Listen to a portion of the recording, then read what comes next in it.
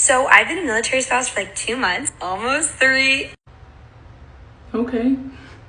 Perks that we get as military and military spouses, they don't really seem to exist. You've been married for 2 months. 2 months! They don't really seem to exist. I had a baby for free. Popped her right out, walked out of the hospital. We're Gucci, right? My husband and I played co-ed softball and I got a line drive straight to my foot. You know who paid for my x-rays? And my crutches? And the little brace I had to wear? TRICARE did. But what perks do you seem to be talking about? Let's get into that. And this instance is not necessarily about a perk, but just like overall treatment of military spouse. Okay. How have you been mistreated as a military spouse? So I was in Disneyland the other day, and my friends and I went to the bar, which is in Star Wars Land. Super cool, you go in and get a little drink, whatever. I have not changed my driver's license yet because I haven't had time. So I really like to use my military ID because I'm like, I'm married and whatever.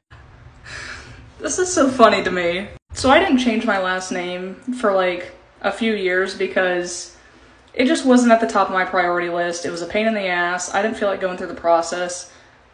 Me and my husband got married on the promise that I would eventually, and I did. And there was always more important things to do. Whenever we went out to drink and I had to ID myself, I always used my driver's license because that's just normal. Even now that I have a matching last name to my driver's license, I still would never use my military ID when somebody IDs me. That's just so weird to me. Like, there's more to it than, I just got married. Like, oh, that's so weird.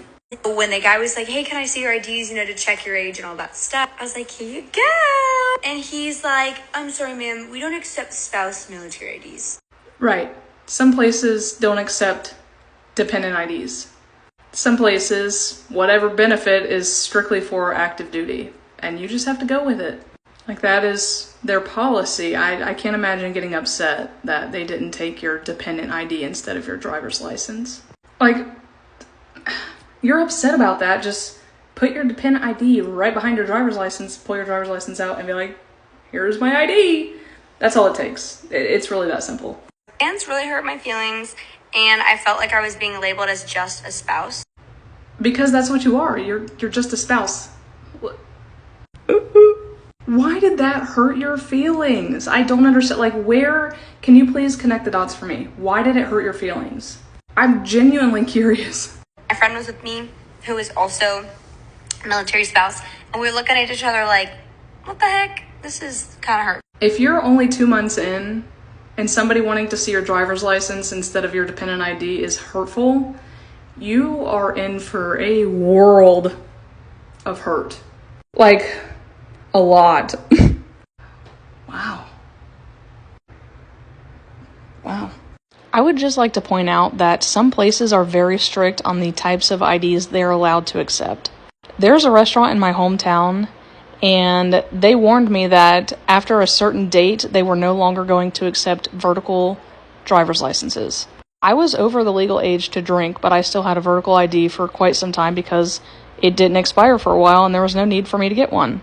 But if I went back to that restaurant with a vertical ID, even though I was over 21, they were not going to serve me. That's just their policy, and that's just, you have to listen to them.